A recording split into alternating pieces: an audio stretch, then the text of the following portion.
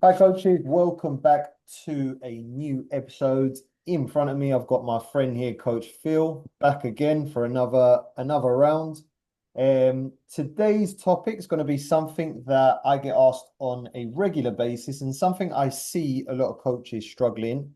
Um, Decided to bring on Phil because I think Phil's going to give us a greater insight into what's it like at the pro level, the academy level, and how you can kind of replicate some of the things at the pro level into the grassroots in terms of private coaching. Okay, so I can guarantee you today's episode is going to be very informative. Um, so first of all, Phil, how are you doing? How's coaching? How's the weather? How's life? I'll tell you what, it's actually just looking outside, it's actually sunny today in London. Nice. We've got 15 degrees today and it's sunny. Tomorrow's meant to be 16 degrees. And then I think Friday's meant to be like 18 degrees. So we're going up now. Winter's slowly over. So that's good. That's good. Yeah, no, everything's good. I think our last two videos have done really well. By the time this one's up, Mhm. and the other two would have already been on the channel. Yeah, And at the time of recording, we've got almost 200 views on the one-to-one video yeah, and almost 100 views on the small group video. So clearly people do want to watch it and engage with it. yeah. So that's good. And hopefully this one that we do today sort of builds on what we've spoken out before and sort of links in that pro game into Mhm. the grassroots game, which we've both said in the last videos, that one-to-one level of coaching, that detail and that sort of implementation is missing a little bit with the local FAs compared to the pro game. So hopefully we can give some snippets and ideas. Hmm. Excellent. So if you haven't already, go and check out our two other episodes that we did. Very informative, and it's going to give you a bit better insight into how to structure your sessions, what to sort of include, and how to provide more value to your clients and players that you work with. So today a little bit different, but something that I mentioned at the beginning is a lot of coaches struggle with expanding away from the one-to-one sessions. Okay, a lot of them just focus on the one-to-one and then they don't know what else they can offer to parents. So essentially, today's episode is going to be about how to become more of a modern private coach, and sort of expand your services on the field so that you can provide more value. So Phil, first question for you. You're obviously coaching, you're active. You've been coaching for a while at a high level. What are you sort of talk to us a little bit about, two or three things that you're seeing at the pro level in terms of private training and what can be replicated at the grassroots level? Yeah, I think so. I'll bring in an example that briefly touched upon in the small group video. Yeah. Um, So we're in 2024. I went and did a study visit at Atletico Madrid through Coaching Exchange. So they've Mhm. organized sort of different coaching trips and coaching conferences outside of the FA. This is, by the way, and they were really, really good. Um, and that was amazing to sort of see. We got to witness their under nines all the way through to their B team and their women's first team and B team. We didn't get to see Simeone's side, as you can imagine. He's very, let's get all the cameras and people away from us. They Mhm. sort of train. We were basically on top of a hill and they're at the bottom, but on the far side, so you can't actually see even if you look over the hill. So he sort of trains in like a little area where no one can overlook training. So that was Yeah. interesting.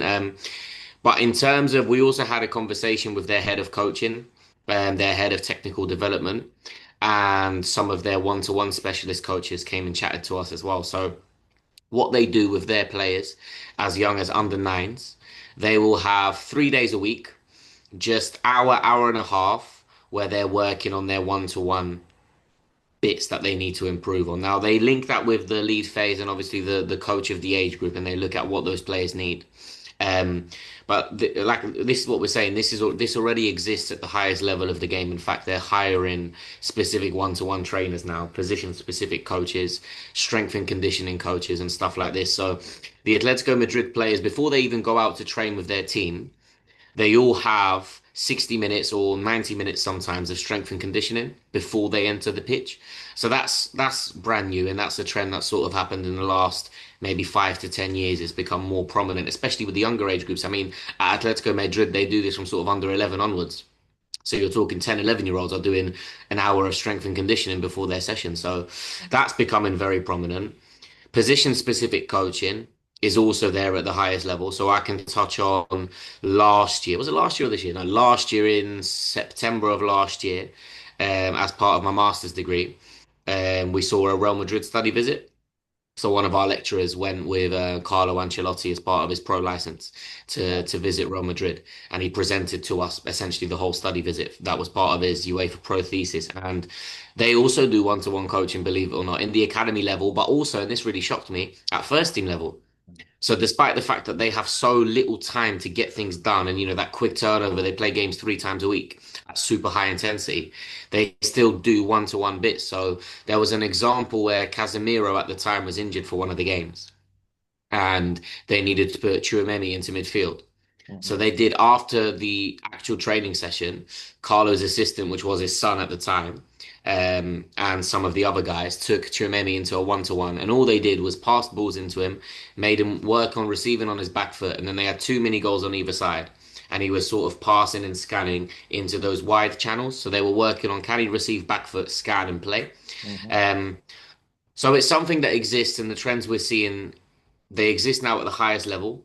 Yeah. They exist also at academy level, and now we just need to bring them more into grassroots, I think. So for any of the private trainers and one-to-one coaches out there that are watching us, you're already doing a lot of the job that doesn't exist yet, unfortunately, by a lot of the FAs, and Mhm. you're helping a lot. So we're going to talk about some trends. I know you'll introduce them in a little bit, but that's the Yeah. sort of stuff that I'm seeing from the sort of pro level down to academy level as well. Excellent.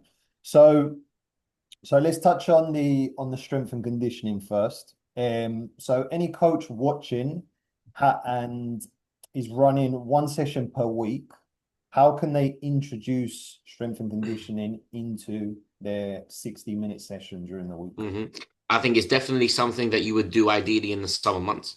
Yeah. So when it's a little bit warmer outside, um, that sort of pre-season vibe to it. And I think you can always it depends how you plan your sessions.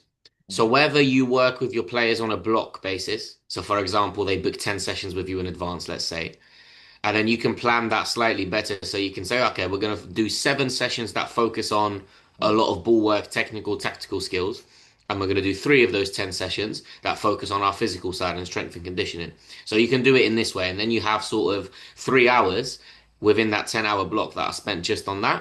Yeah. If you're booking sort of, pay as you go or rolling one-to-one sessions, it's a little bit harder to maybe plan things out in advance. But you can still do, like I say, in the summer, even if it's just 15, 20 minutes, of strength and conditioning work. Yeah. So it might be the first part that I would suggest is before you do any strength and conditioning work, where you need to know what you're actually working on.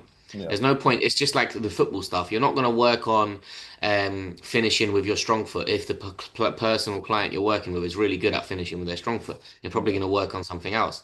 So it's the same with the physical side of the game. So ideally, first you want to do some testing.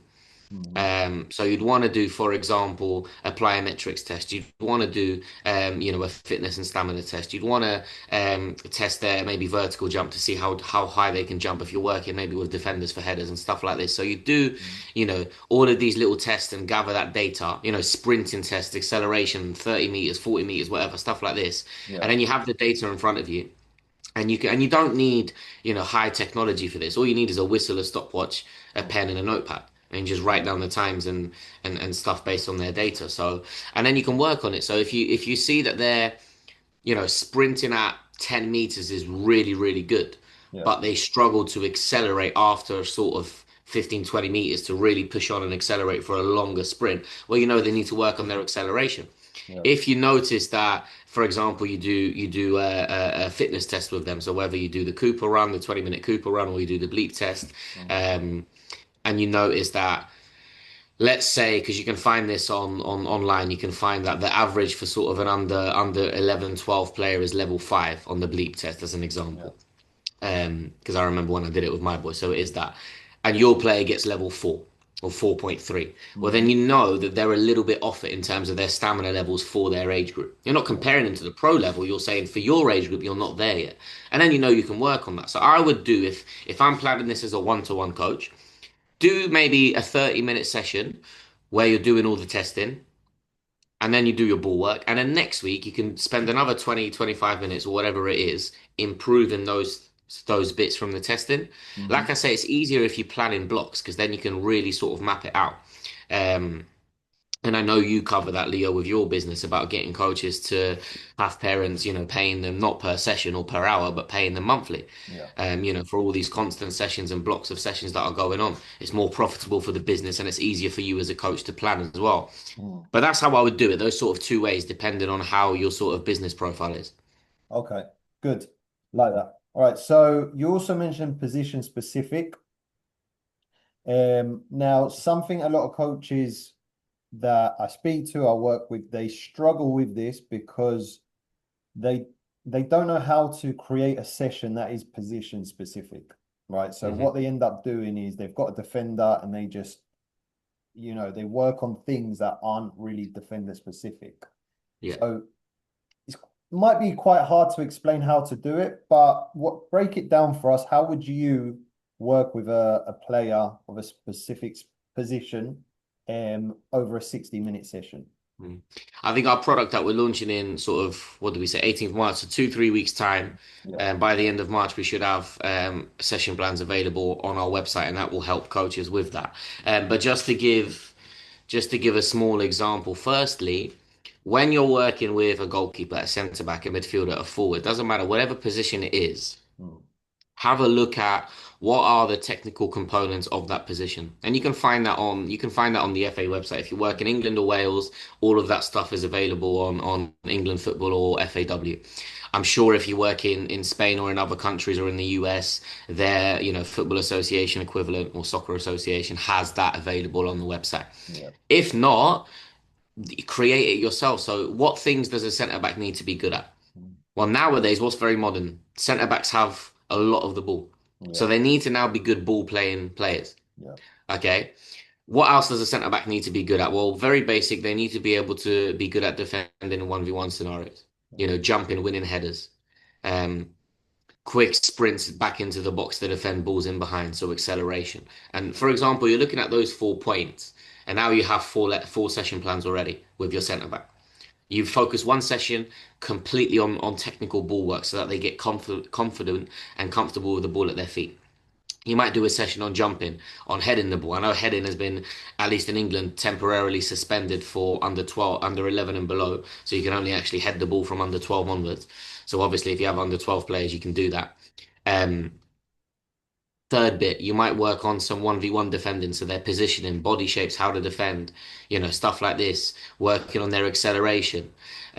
So break down each position into the technical components and then work on those technical components. A Mm. midfielder needs to be able to scan, needs to be able to break lines, hit different ranges of passes. So you build that into your session. Maybe have mini goals in certain directions and positions so that when they receive the ball, they have to work on their accuracy to play into their mini goals. Forwards, well, obviously we need to work on our runs into the box. You know, Edge of the box movements when there's a cutback cross. Finishing in general, left foot, right foot, header, volley, half volley, two touches, one touch, stuff like this. Goalkeepers, they need to work on their reaction time, shot stopping, diving, Yeah. predicting what's going to happen, coming out for 1v1s, but also working with their feet nowadays as well. Hmm. So there's all of this stuff. If you break it down into the technical bits, I think it makes it easier for coaches Yeah. rather than just sort of planning, oh, I'm working the defender, what do I need to do? Mm. Should have that already planned before you enter the session. Yeah. So break it down into the technical bits, and then I think it becomes much easier to do a position specific session. Couldn't have answered that any better. Really good. You just broke down every single position, how to do it, and then focusing on the technical side. You've managed to create different session plans on that. Excellent.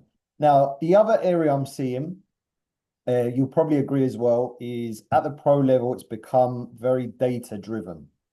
Right. Now at the grassroots, maybe we're it's a little bit behind. So how can we make our sessions, or how can we implement data, whether it be AI tools, recording sessions?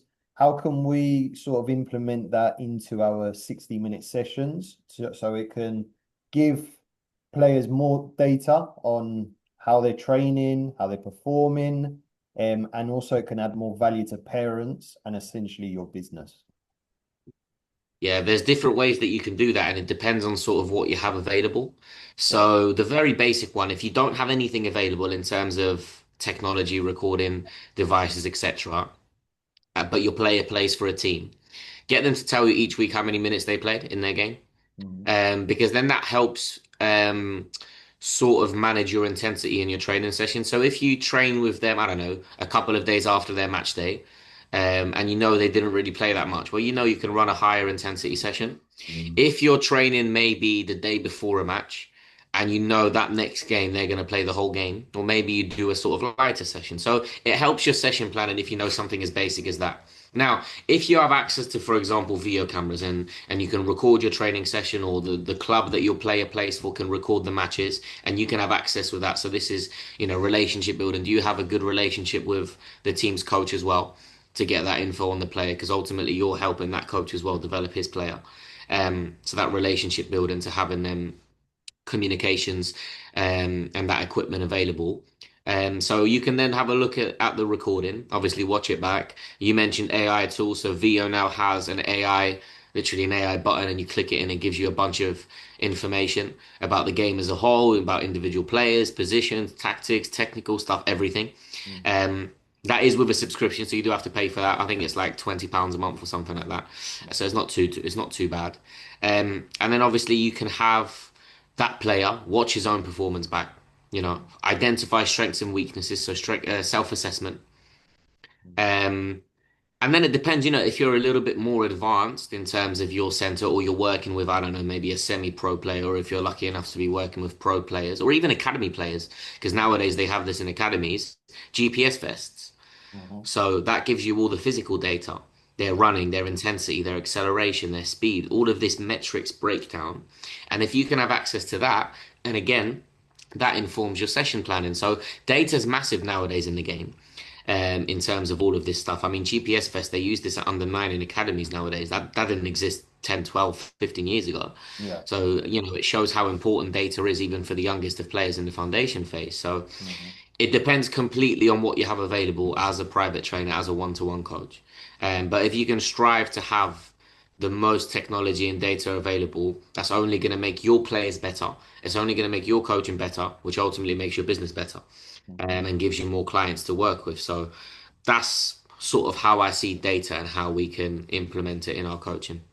Yeah, really good. And I know we've talked about this, I think, on the previous episodes, how, you know, at the pro level, they had access to a lot of these tools, and now we've got sort of access to that. And I think it's just a case of, I think playing around with it and trying to implement it into your sessions, especially Yeah. in one-on-one or your or small groups. As you mentioned, there's a software. Was it VO you mentioned?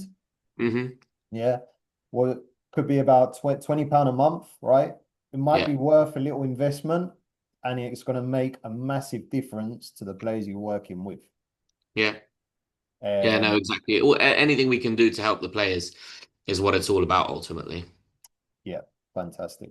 So this is the same question, but in two scenarios. So the first one is, um, well, first of all, it's why at the pro level is private training becoming implemented or incorporated into a team or at the academy level? And also, same question: why are parents looking for private trainers, right? Mm. Um, instead of just relying on their club sessions. Yeah, I think it's in the pro game because they look at every percentage, every little thing they can do extra to Yeah. develop that player, or at the highest first team level to win a game of football. That's very clear. Mhm. So they look at everything, data, position specific, position specific coaches, one-to-one coaches, strength, everything. They look at every measure to develop the players. So that's why it exists at the highest level. They have the facilities, the equipment, the staff, the money, all of that. So they can play around with it as much as they want. But what does that do? Well, it means the grassroots look at it like, okay, well, if I want my player to reach the top, how can I get them there? The club coaching is not going to be enough. Hmm. That 1 hour or 2 hours, 3 hours that you do a week at your club plus your match day in total is not going to be enough. There's this common phrase, it's what you do outside of your training that gets you to the level that you want to be. I mean, some pros, they still do one-to-one training. Yeah. The Manchester United striker Sesko, he recently flew out to Dubai in the Middle East to do a one-to-one session on arriving into the box. He scores a winning goal for Manchester United in one of the last games under Carrick with exactly that movement. And it just Mm. gives you an example. These players, someone like Sesko who's had quite a bad start to his life at United, really, really wants to find anything he can to develop himself even more. So Yeah. why shouldn't grassroots players and parents want the same? Of course they should. Yeah. We just don't have that as easily available to us in terms of the finances involved in it, in terms of the equipment, the facilities, the coaching staff. The Mm. FA, at least in England, haven't recognized one-to-one coaching in the grassroots game as there's nothing available for it. Yeah. There's no resources. There's only resources for club coaching and futsal, but Hmm. nothing for one-to-one coaching, which I beg the question, why? Hmm. Because if it exists at the highest level, why hasn't the FA looked into it at the lowest level? Hmm. So, parents will always look at whatever they can do to get their child to the next level. And I think it's a really, really good. It's not it's not an alternative to club coaching. I think you need both because you need that experience on match day, obviously. But Yeah. why not top up your technical and tactics? Mhm. I think it's a really good idea, and it's growing constantly. In the one-to-one business in coaching in general. Yeah. Yeah. Yeah. Yeah. 100%. And also, I'd add to that in that, um, if you've got a child that's playing on a club team, that coach has 30 players that they have to manage. So they can't look at every Mm. technical detail of every kid, because there's so much going on. They're running a session, they've got to deal with parents, they've got to deal with 30 kids. So that kid could be continuously doing the same mistakes over and over again, but that coach can't see it because there's so much going on. So that's why a Yeah, bit of an yeah, exactly. Yeah. investment into a private trainer is one of the reasons why this industry keeps growing and growing. Mm. Yeah, Yeah. excellent. Anything you want to add to that, Phil? Let's just have a look at the notes, see if we covered everything. Uh-huh. Yeah, no, I think this is the majority of the stuff that we're seeing nowadays in the sort of Mhm. Academy Pro one-to-one game. Um, I know you'll have a lot of videos coming out as well by the time that this one's out. There's going to be a lot of stuff on the channel now Yeah. about one-to-one coaching and private coaching. The only sort of final message that I'd say to coaches watching us is make sure you've had a look at all of our videos. So we did Yeah. one specifically related to one-to-one coaching, Yeah. one related to small group coaching, and now one related to the sort of wider trends of private coaching as a whole, whether that's small groups, whether that's one-to-one, Mm. whether that's both. You might really scale up your business and you might run a club and one-to-one coaching and offer two-in-one, which they do at academy level. So, if you can scale up to that measure, that's even better. Obviously subscribe to the channel, keep up to date with all the content, Leo, that you're throwing out there. Because there's a lot of good stuff. Hopefully, we'll have some session plans and manuals available by the time this video is out, or a little bit after by the time this video is out for everyone to be able to Mhm. have a look at.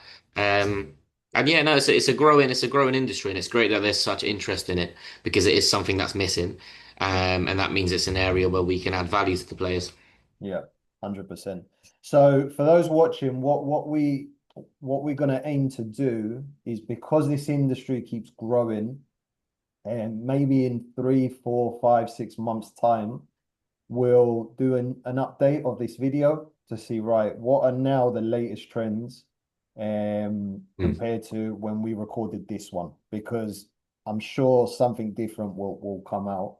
And then also something I've got planned as well for us is maybe we talk about some tools that coaches can use. And we do like a little summary of them, because I know you feel you've got quite a lot of experience using different tools, especially um, at the academy level and with your teams. How can we then replicate some of those tools and use them into private training? Yeah, definitely. Excellent. All right, well, Phil, well, been a pleasure again. Always great to chat to you. Thanks for providing value to the coaches.